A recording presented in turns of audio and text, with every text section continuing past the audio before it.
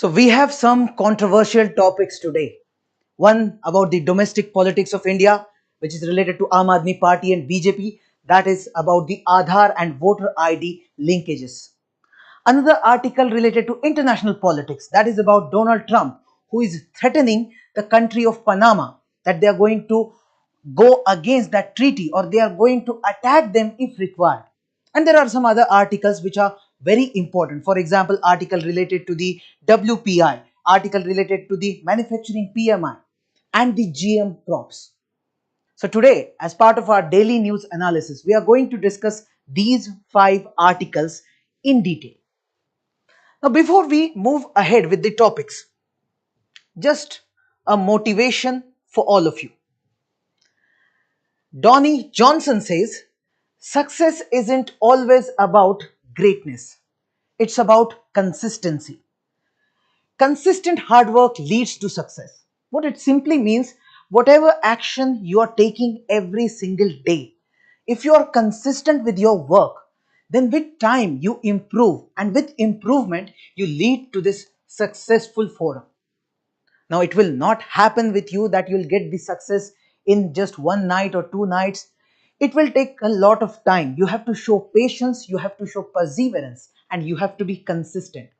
I've observed many of the students who even clear prelims get into the mains, but they don't clear mains because in that phase of 90 to 100 days, they are not consistent with the hard work and the smart work that is required. So, please remember, consistency is the key to success. Now, as far as Narayana IS Academy is concerned, we have admissions open for 1 year as well as 2 year courses. 1 year course for prelims cum mains integrated course, and 2 year for the 27 batch pre cum mains integrated course. Now, the course is designed in such a manner that your entire syllabus will be covered with 800 plus hours of general studies and CSAT. Now here current affairs will be a separate part, which will be somewhere around 200 hours of lectures. Then the entire syllabus has been described or divided into a strategic micro schedule. So you will be having a comprehensive understanding of entire syllabus given by UPSC, and you will be covering each and every dimension related to it. Then we have expert faculties for each subject, and there will be regular testing. So you'll be solving so many questions, somewhere around 4,000 prelims practice questions, 1,000 plus mains practice questions. All these questions will be evaluated at this academy. Now, if you look at the study materials that will be provided to you, it will include the study kits such as the Navigator NCERT books. Total 12 such books are there. Then 21 GS Navigator books. Now, these both will take care of your pre-mains completely. Apart from that, you will get some access to the digital resources, for example, model answers for your questions or the practice tests. And you will be getting access to the Navigator magazine, which will be provided on monthly basis for your current affairs preparation. So this is all about these 2 courses. Admissions are open. You can go ahead with this. Okay. Now let's start with our daily news analysis. So we have chosen all these 5 articles. First article related to voter ID and Aadhar linkage, which I told you earlier. Second article is related to Donald Trump, who is saying this Panama Treaty is a foolish treaty. Third article is related to Wholesale Price Index.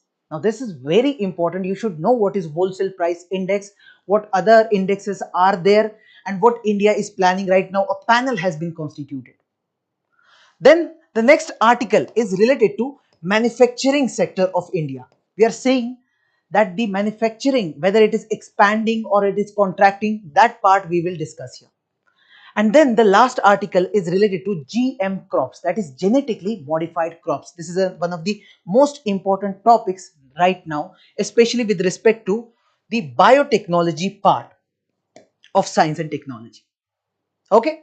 So let's discuss each and every article, starting with the first one. Now this article, you need to know whether we have a mandatory provision or voluntary provision related to the linkage of Aadhar card with the voter ID. And you should have a brief idea about this Representation of Peoples Act. Now this is important because in your mains syllabus GS paper 2, this Representation of Peoples Act has been mentioned very clearly. So this topic becomes important. Now look at this previous year question of year 2017. Examine the scope of fundamental rights in the light of the latest judgment of Supreme Court on right to privacy.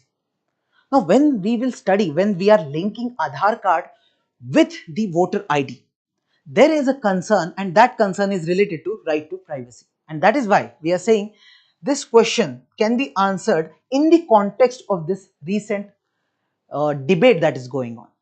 Okay. Now, we are saying a debate is going on. See, we have voter ID.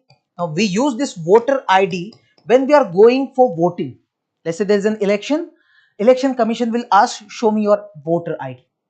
Apart from that, we have Aadhaar card, which is a newly introduced thing. Now, usually we say that this Aadhaar card is nothing but some kind of a document which can show my residence. Where do I live? My basic introduction will be there. And the data which will include my personal information, that will be stored with this Aadhaar system. My even biometric data will be there stored with this Aadhaar system. Now, what is happening right now is there are different political parties who are accusing each other of manipulating elections or manipulating electoral rolls.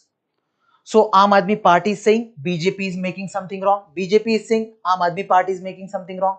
Both are saying that the other party is trying to manipulate the electoral rolls. So one of the solution to come out of this controversy or these accusations is to just link your voter ID with the Aadhaar card. When you link both of them, what will happen? See, in the Aadhaar card, you have given your biometric data. So you cannot make multiple Aadhaar cards or different Aadhaar cards with the same biometric data. That is not possible. Whereas in case of voter ID, you have not given any such data. And right now government has a very much centralized database in which they have data related to Aadhaar cards. So if you link both of them, what Election Commission of India can do is, if there is anyone who has bogus voting, or let's say I have my name registered or enrolled in two different constituencies. So what I'll do, I'll vote in two different constituencies. Now this is not correct. So one vote is a bogus vote. So this can be removed. These bogus votes can be eliminated if we link voter ID and Aadhaar card. So that was the basic idea behind linking them. Now right now, do we have a mandatory provision? Means we are saying, is it legally mandatory? Is it binding legally on every individual to link their Aadhaar card with the voter ID? So if this is the question, the answer simply is no. See, in the year 2021, what Government of India did, they brought an amendment to the Representations of People Act 1951. In that act, they added section 23(4). Section 23, clause 4. Now, this clause clearly says that the electoral registration officers, they can ask voters to come up with their Aadhaar card and link it, or they can use Aadhaar numbers for the authentication purpose. Now, this was properly added in this particular section. Now, simply the purpose or the intention of the government was very good, to ensure that there should not be any duplication of voter registration. One voter should not register in different or multiple constituencies. That was a good idea. But people started criticizing that this provision cannot be completely mandatory, because when you make it mandatory, this Aadhaar card has your personal data. And if government is asking your personal data, or they are sharing your personal data without your consent, this is violation of your right to privacy. So people went to court. So at that time, government said that this provision is a voluntary provision. That means you are not legally bound to provide your Aadhaar card number or Aadhaar details to this electoral registration officer. It is just a voluntary stuff. You can do it on your own if you want to. Now, this scenario did not end here. It continued. But before that, because this all these things started with this Representation of People's Act, amendment was made in this act. So you should have a basic idea about this particular act. So right now in India, we have in India or in our legal system, we have two different laws. One is Representation of People's Act 1950, another one is 1951. Look at the Act of 1950. Now, this act specifically focuses on these aspects, and you should know this thing very clearly. For example, it talks about allocation of seats and delimitation of constituencies. Then, qualification required to be a voter. That will be very clearly specified in this act. Then, preparation and revision of electoral rules. So, if you understand, when you are going to conduct elections, before conducting elections, whatever mechanism is involved or the ground framework which needs to be built up, all that will be dealt by this act of 1950. Okay. Now another act, that is Representation of People's Act 1951. Now this act will regulate all the mechanisms which are there when the election is taking place. So for example, you're conducting election. So how the election should be conducted, how this by election should be conducted, when to be conducted, if there is any offense related to these elections. For example, there is corruption, bribery, intimidation. If there is any dispute related to any election, all that is regulated under this act. Also, it will govern the registration and recognition of political parties. It will provide for the qualification and disqualification for the membership in parliament and state legislature. So overall, what I want all of you to understand in simple terms is that the first act focused on the ground framework, whereas the second act focused on the actual process of election. So these are the two important legal mechanisms we have right now in India with respect to this electoral process, wherein this voter ID, this Aadhar card, all this controversy is surrounding. Okay, now moving ahead, let's understand how this thing is going on. Since 2015, we see this controversy or this issue related to voter ID and Aadhar linkage. For example, in the year 2015, Election Commission of India brought a program. The name of that program is National Electoral Roll Purification and Authentication Program. Under this program, Election Commission of India said that we want to link voter ID with Aadhar card. Now this is important. Government is not saying. It is Election Commission of India, which is a constitutional body, who is saying that we want to do this. But later on, people went to Supreme Court. So there was this case, Puttaswamy case, in which the interim order came from Supreme Court, wherein court said that this Aadhar card, you can't use Aadhar card whimsically on your own. You can use it only for your welfare mechanisms. So it said simply that government cannot say that you have to provide Aadhar card or Aadhar number. You cannot just say every time you will have to make it mandatory to use Aadhar card. So this interim judgment, that was very important. So we may think that this issue might have got completely ended over here. But later on in the year 2019, Commission of India said that we need to link this voter ID and Aadhar card. But this time Election Commission of India said we should do it with a law. If Parliament brings a law or makes some amendment, that would be a better choice. So what happened after that in the year 2021? Parliament of India brought an amendment. So Election Laws Amendment Bill 2021, under which Aadhar linkage with the voter ID was allowed. But again, that was on voluntary basis. It was not completely mandatory. It was on voluntary basis. Now again, people went to Supreme Court. They said that even if it is mentioned that it is on voluntary basis, in reality, government is pressurizing people. Government is utilizing these provisions to show their coercion. They are forcing people to bring their Aadhar card or Aadhar number or provide these details. Now, if you look at this, when critics said this thing, they talked about Form 6B, which is part of this thing. In that Form 6B, there was no option to opt out.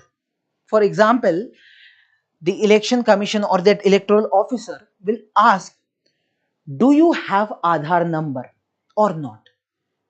Here the choice is, if you have Aadhaar number, you will have to provide it. If you don't, you don't have to provide it. But here the case is completely different. Here they clearly said that you have to provide Aadhaar details for voter ID. So either you provide it or you say that you don't have Aadhaar card at all. There was no third option which says that I have my Aadhaar card but I don't want to provide it to you. That we call as opt-out option. This third option was not provided in this Form 6B. So people went to court saying that this provision is not good. And right now, if you ask me, what is the current status? So right now, this linkage is allowed, but again on a voluntary basis. There is no mandatory provision. And till now, this is the data from Election Commission of India, that around 66 crore accounts or these voter IDs and Aadhaar cards have been linked on voluntary basis. Okay. Now, if you have understood how all these things are going on, how the situation is changing with time, few things we must certainly know, that the key arguments which are supporting why we should link voter ID with Aadhaar card, they are very important. For example, preventing the duplicate voter IDs, that is very important, because the election has to take place in a better way. All the errors, all the mistakes, or all the fraudulent activities, we have to ensure that they are completely eliminated. So any action to prevent such thing is a good action. Second, in India, we have internal migration in a very high number. Many people for job, for education, they go for different places, especially in the urban areas. Now, such people, when they migrate, there is a chance that their voter ID is being used at two different constituencies, that in their native place as well as the urban area where they have relocated. So we have to address this issue of migration when we are addressing this election related issues. So we have to take this part into consideration. Then we want to ensure that when we are ensuring that election is taking place in India, it should be more transparent. See, if elections are not transparent, if they are completely opaque, nobody can understand how the results are coming up, then people will not trust the election results. And if people do not trust it, then the entire institution will collapse. The election mechanism will completely get collapsed, and it will not be a democratic system, and there will be trust deficit. Without trust, you can't ensure that there will be a democratic order in the society. Then apart from that, we say that we have brought this Aadhaar card which has some technical capabilities which can reduce many errors which we might make. See, Aadhaar will have biometric involved in it. So all those errors which you could have made just by using a normal voter ID, that gets reduced because of this technical capabilities of Aadhaar. And at last, it's a reliable source, it's a very cost effective source. So all these are arguments which support this idea of linkage. But obviously there are some critics who do not like this idea. They say that, first of all, what about my privacy? Right to privacy is part of my fundamental right, as it was said in the case Puttaswamy judgment. So when government is taking up any data related to Aadhaar, my personal information is involved in it. Second, many people argue that this will target or will have impact on the marginalized sections.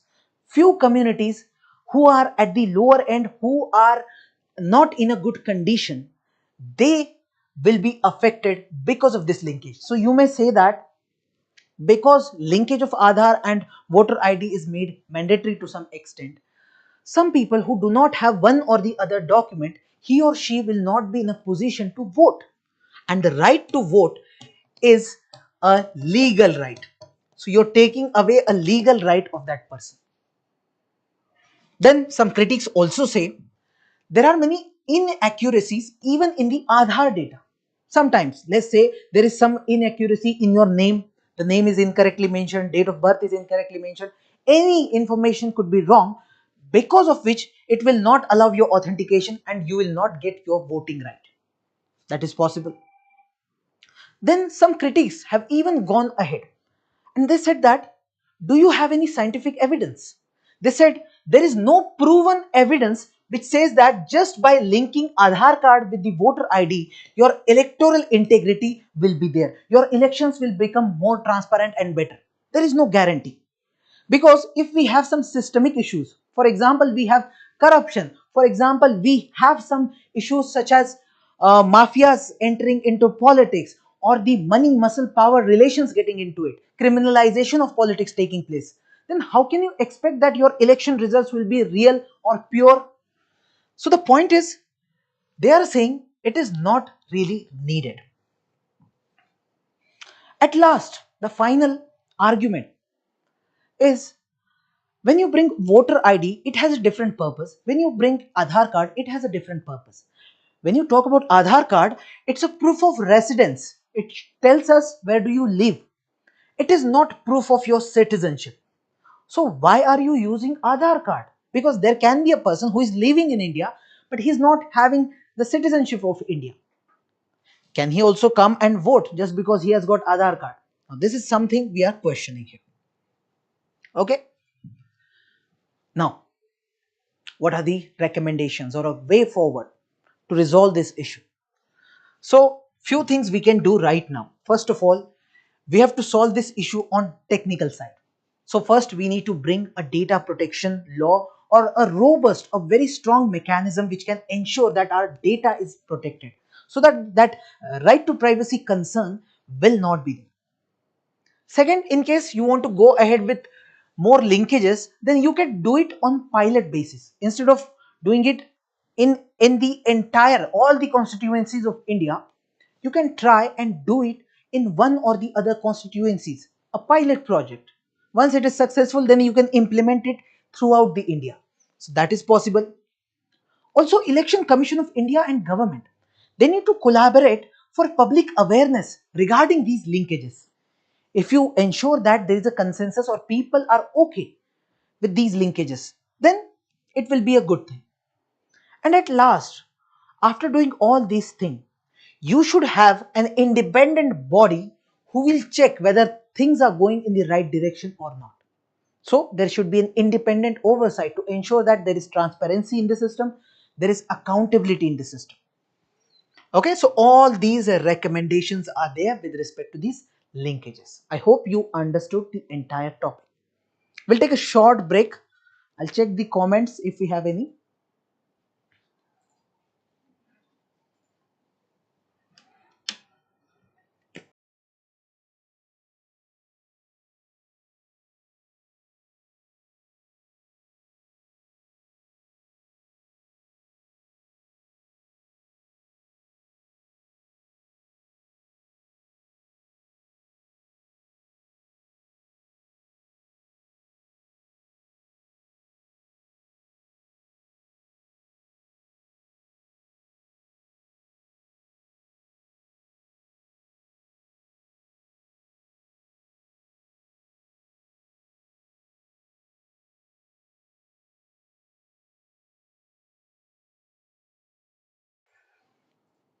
Okay, so we don't have any comments.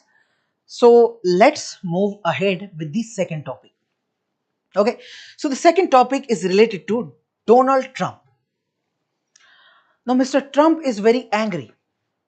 He's saying that this Panama Treaty, which was brought in back in the history, that treaty is a foolish treaty. I don't like this treaty. And if required, USA is going to attack and take the control of Panama Canal completely. So this topic is important for us because we want to know what is this Panama Canal. We want to know what is this Panama Canal Treaty. And this can be asked in your prelims as well as mains to some extent. There is high chance that for prelims it is relevant. You should know some factual information related to Panama and Panama Canal. Now you can look at this previous year question. Please, I request all of you to read this question.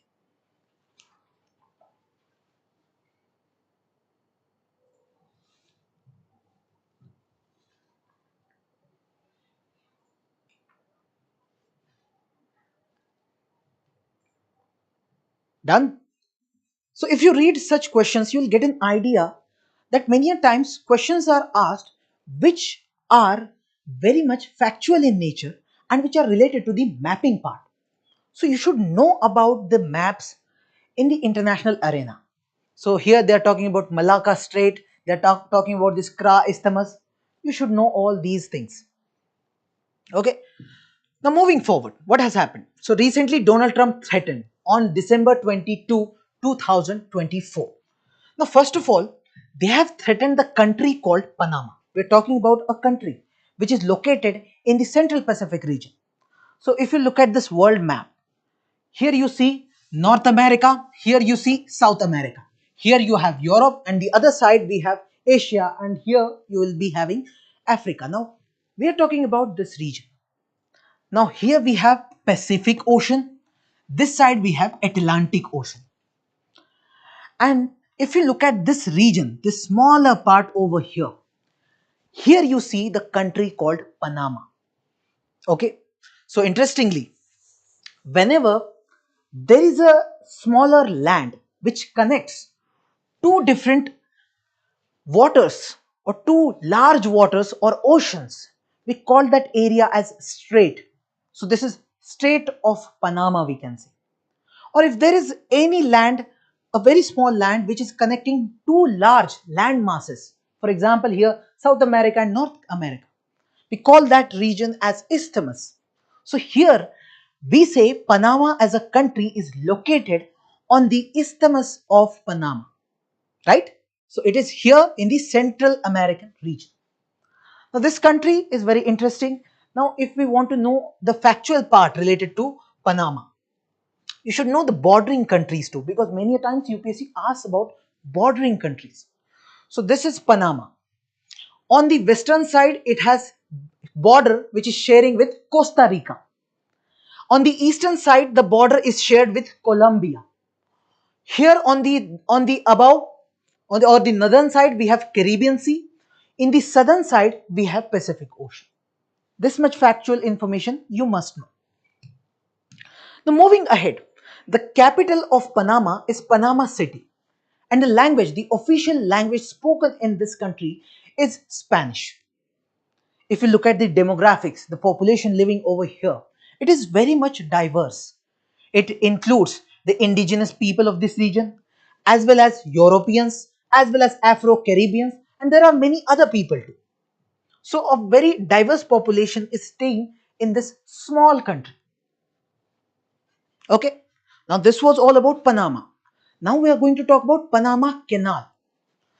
Now a canal, when we say canal, it's a waterway. It's a simple waterway. And this canal is not a natural one. It is artificially developed. Means in reality or in earlier times, if you see, this North America and South America, they are completely connected with the land. But we have cut this land and made a passage, made a small passage which we call as a waterway. So you can imagine earlier when a trade has to take place, let's say someone is moving from one part of North America. Let's say you are here on the eastern side of USA and you want to send your package or your goods to this part of America, that is the western part. So how would you go? You had to travel from this line from South America and then you have to go here. So it was a very long distance. But what we did is we have made an artificial passage, waterway over here at Panama. Because of which now you don't need to travel such a long distance. Rather you can directly move from here and go to this other side. Right? So Panama Canal, it's an artificial waterway of total 80 kilometers. And this waterway or the canal was built by United States of America. Now this was built in the duration of 1904 to 1940. Around 10 years it took to build this entire what we call canal. And why USA built it? Because it was very important for USA. You can say it's not just USA but for the entire world. This Panama Canal is strategically very important. Now there is another one other canal too named Suez Canal, which is very important for India. Similarly for USA this one is important. If you look at the entire world trade, entire global maritime trade, 6% of that takes place from Panama Canal. And if you look at USA, it's highly important for USA because in the year 2021, a report came which said that 73% of the ships which were traveling from this Panama Canal, they were either going to USA or they were coming from USA. That means you can understand how much important this Panama Canal is for USA. If someone stops this canal, USA will feel very insecure and they might even attack that country militarily, right? So the point is USA built it, and from 1914 when it was completely built, from that year till 1999, in this phase this canal was under the control of United States of America. It was not under the control of Panama government. And interestingly, in this time period, there were many protests against the US domination over there. So after many protests, a treaty was signed, Torrijos Carter treaties. Now this includes multiple treaties. One treaty was Panama Canal Treaty, one was Permanent Neutrality Treaty. Under this treaty, it was decided that USA is going to transfer the control or ownership of this Panama Canal to this Panama country. US will not have it. And it will be transferred by the year 1999. So it was transferred? Yes, it was transferred. But see, there is another treaty too, Permanent Neutrality Treaty. That is very important. This, the clauses in this treaty clearly say that Panama will remain completely neutral. That means this Panama Canal which is there, it will be used by all the countries around the world. It will not happen that Panama will just allow one country to use it and will not allow other countries to use it. This will never happen. They will have to be very much neutral. And in case Panama does not remain neutral, in that case, USA has a right to defend for its neutrality. That means if Panama is not neutral, then USA will directly attack militarily on this country. So right now what Donald Trump is saying, first of all, I don't like this treaty that you transferred control to them. It was US's canal. And secondly, we can go against you or we can attack you. So this is all the controversy surrounding Panama. Okay. Now let me check if there are any doubts. So good evening. Panama Treaty recognizes sovereignty of Panama and should be strictly followed. At the same time, Panama should be wary of Chinese foray. Absolutely right. When we talk about sovereignty in international arena, we always say that every country has right to protect its sovereignty and every other country should respect the sovereignty of other country. But it doesn't seem Donald Trump is happy with it, or Donald Trump cares much about that part of sovereignty. So we'll see what happens in future. Okay, so moving ahead with the next article, which is related to wholesale price index. You should know what is wholesale price index. This is very important for prelims and even for mains as part of your Indian economy and issues related to Indian economy. Now look at this previous year question and I ask you again to please read the entire question.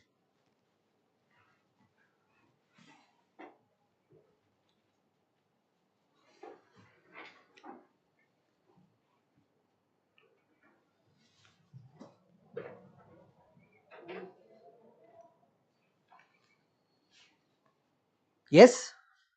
So if you read the entire question, you would get an idea that the question is talking about consumer price index, wholesale price index. So unless you know these concepts, what all these indexes are, you can't answer it simply. Okay, so let's understand what's exactly happening.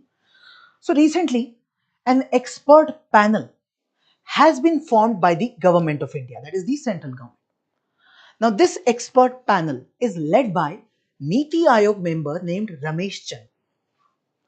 Now, why government has built this or formed this particular panel?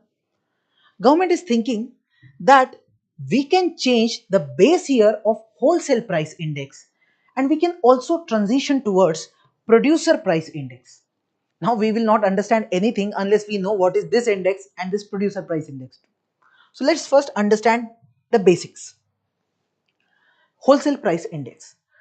See, it's just an index. It's an index or it's a table which we are making. We are just taking data so that we can understand what is the rate of inflation in India, or simply the prices of goods in India. If they are increasing, then what is the rate? How much prices are increasing? So to track inflation in India, track the changes in price of goods and services in India, we make some indexes. One of that index is wholesale price index. Now this is just for the goods and it does not include any services as such. So what happens? We are talking about this wholesale. When we use this term wholesale, it simply means we are getting all this data at wholesale level. See, there is a product. Let's say there is a chips packet which is being made in a factory. Once it is made, after some time it will reach to the consumer. Now, the price for consumer and the price at the wholesale level, that means the factory owner might sell it to a wholesaler or distributor, that price will be different. So, if we check the price at this level and check how much price is changing at the wholesale level, then we can make this wholesale price index. Now, just for the factual understanding, you should know what all components are there when it comes to wholesale price index. It includes primary articles such as agricultural goods. It also includes fuel and power, for example, coal, petroleum, electricity, etc. It also includes manufactured products, for example, textiles, machinery, and many other things. All these are included, but all these are goods, not services, right? And who releases this? So we have Ministry of Commerce and Industry. Under this ministry, we have Office of the Economic Advisor. So this office will release wholesale price index. Clear? So what this index will show? How much price change is there with respect to goods in India at the wholesale level. Now to check this price change, we make use of this concept called base year. So just like you check your marks and just check or just evaluate it on the basis of improvement. For example, let's say in the year 2020, you got 25 out of 100. These many marks. In the year 21, you got 50 marks. In the year 22, you got 75 marks. So if you look at the improvement and if we take this 2020 as the base or reference year, we say there is substantial improvement and there is exactly similar improvement over here also, right? So we take base year, it is a reference year. We assume this reference year as a normal condition, and as compared to this normal condition, how much change is there in the prices of goods, that we are going to consider to form this index. Okay, now right now whatever data government is bringing up to make this wholesale price index, they use the base year as 2011-12. That means whatever price, let's say today they are checking the price of a product, let's say price of wheat they are checking. So they will compare that price with this year. What was the price of wheat in 2011-12? They'll compare it with that. So base year was this. But now government is saying we need to change the base year. It's been a very long time. So now we should have base year of 2022-23. So this is a proposal. And for the same thing, for this same thing to transition towards this, we have made this expert panel. Right? Moving ahead, we also said that we want to transition towards PPI, production price index, sorry, producers price index. So right now we are using WPI, let's say. We want that instead of WPI we will use PPI. And for this also, to transition also, we have this expert panel who is going to study all these things. So what is this PPI? When we said we have wholesale price index, we were taking the prices at wholesale level. But in case of this PPI, we check it at the producer level. When the production is actually taking place, what happens usually? Let's say you have raw materials. Let's say you have taken a potato and then you have one factory which has converted that potato into chips or wafers. Okay, so there is one stage where the production has happened. After that, let's say there is another company who is converting these chips or wafers into some other dish or some other product. It is possible. So many a times we have seen the production process includes multiple stages.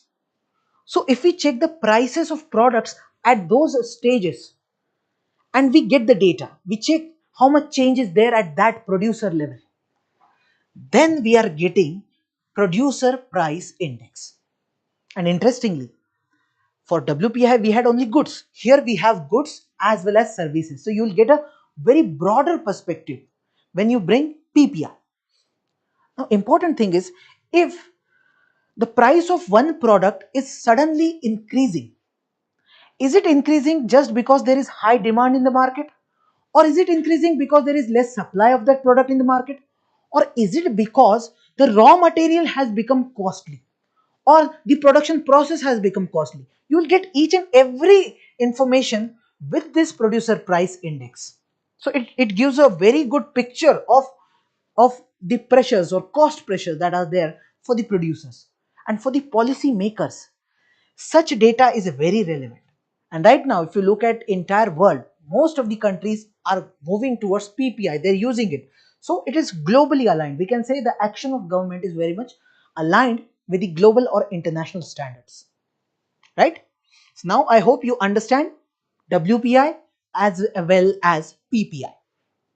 Clear? Let me check if there are any comments now.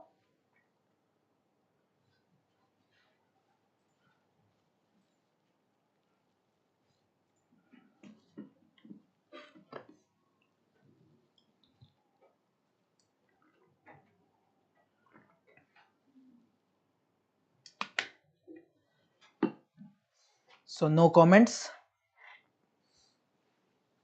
Okay. So now the fourth article that is related to manufacturing specifically. So here in this article we are talking about purchasing managers index.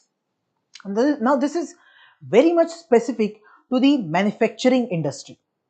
So you should know what is this index specifically. Again, it is important for prelims, your economy part. So look at this previous year question. This question talks about 8 core industries. There is an index of 8 core industries and they have asked the highest weightage given in this. So similar factual question can be expected even from this PMI index. So you see, recently a data was released. This data is Manufacturing Purchasing Managers Index. In short, we call it as PMI index. This PMI index has shown that in December 2024, India's manufacturing activity has shown some decline. Instead of expanding or making more activities, it has got reduced. The report clearly said that the new orders have also declined and the output level has also declined. Means this manufacturing industry, it should have got some extra additional new orders. It is not getting that. And the output which it is making, that is also relatively less. Relatively less. This is this report. Now we are interested in this purchasing managers index. What is this index exactly? So just like that wholesale price index, similarly we have this index too. What this index shows is the trend that is there in the manufacturing as well as service sector. So when we say purchasing manager, this term purchasing manager, You can think of it as a person sitting in a company. Let's say you have a company, company C.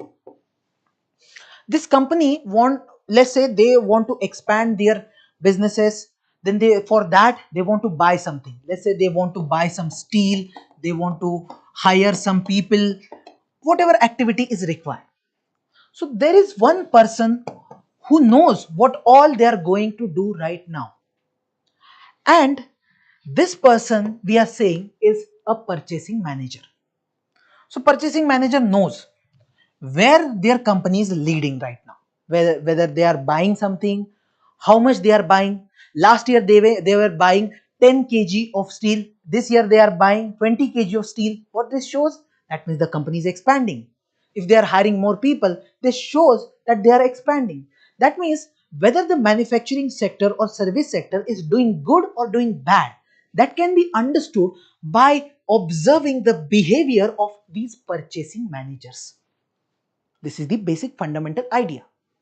So we are saying whether the market will expand or contract or will remain the same, we can understand through an index which we call as purchasing managers index.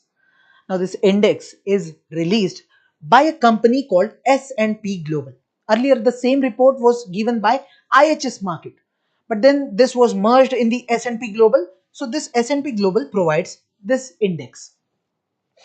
Now it makes use of total 5 parameters. What are these? One is how much new orders a company is getting. So the weightage is 30% given to it.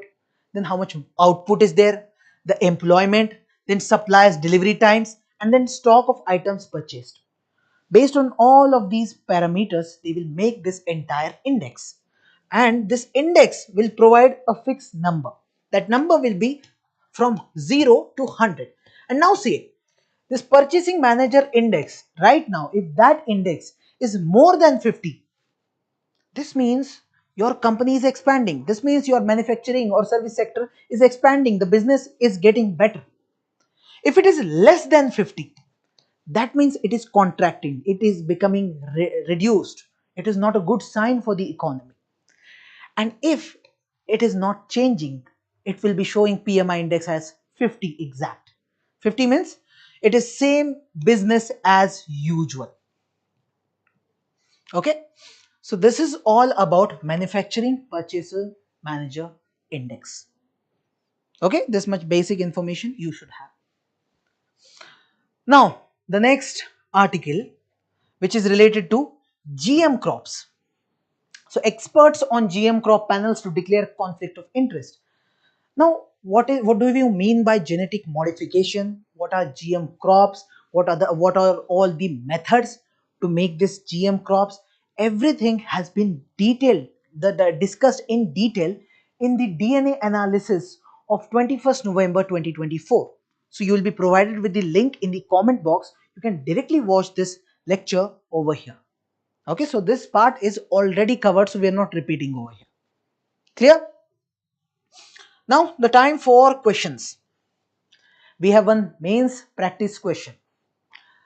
Discuss the implications of linking Aadhaar with voter ID in the context of electoral integrity, privacy concerns, and representation of peoples at 150 words. Okay, in 150 words, that means 10 marker question. So I'll give you few seconds, 10-15 seconds, just to think, just to brainstorm what all we can write in this question. Please think about it.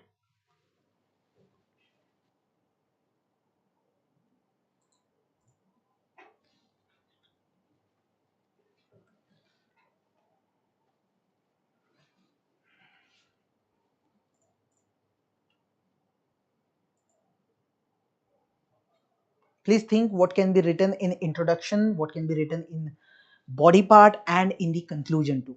Okay.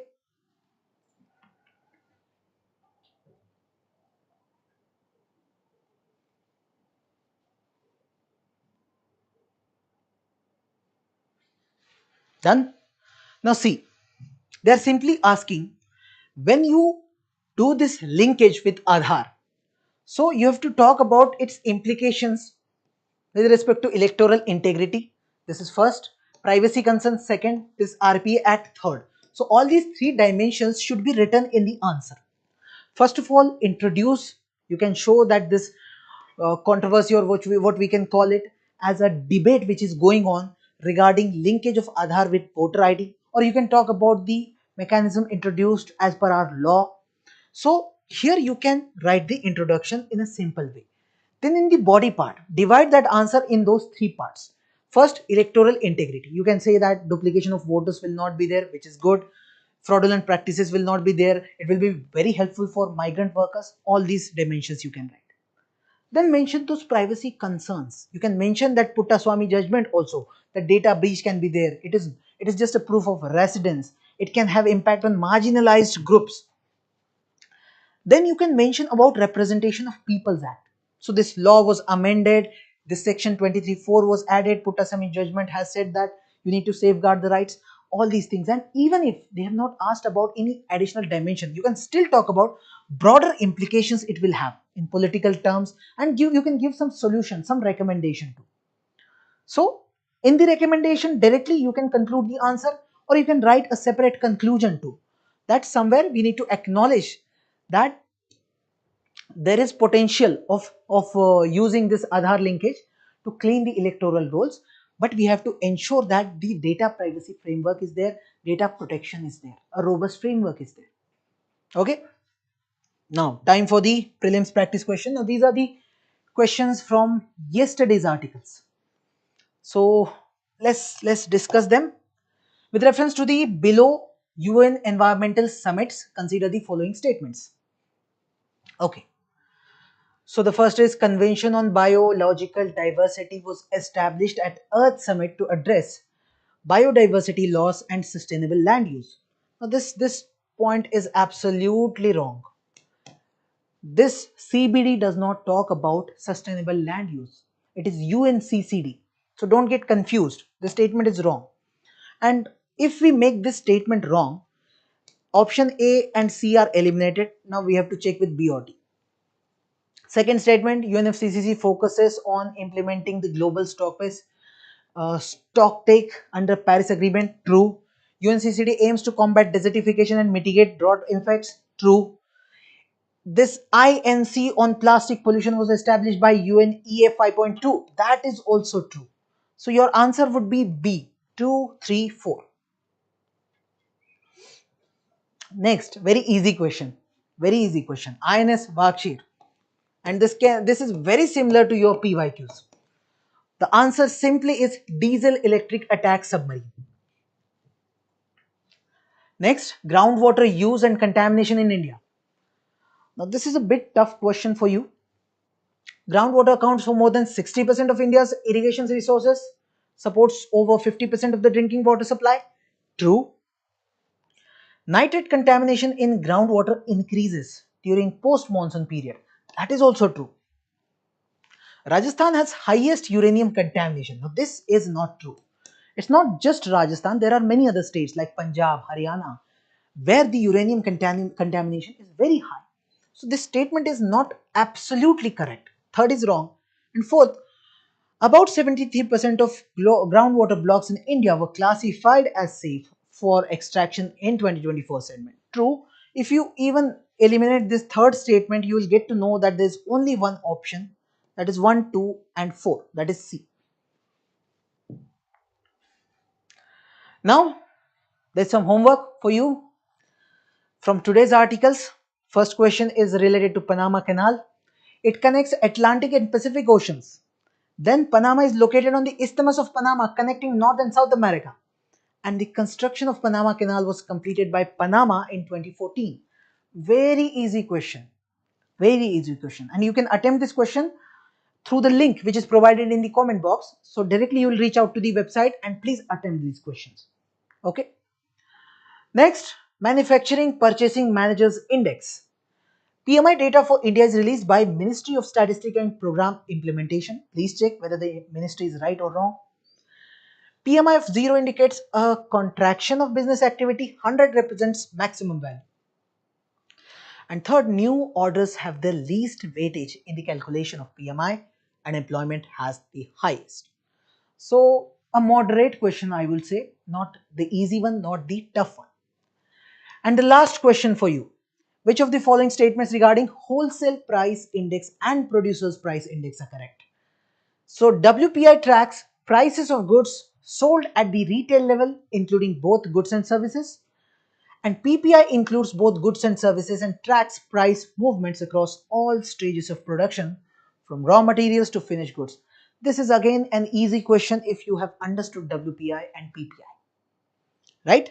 So this is all about our daily news analysis for today. We'll meet in the next session. Thank you so much for joining.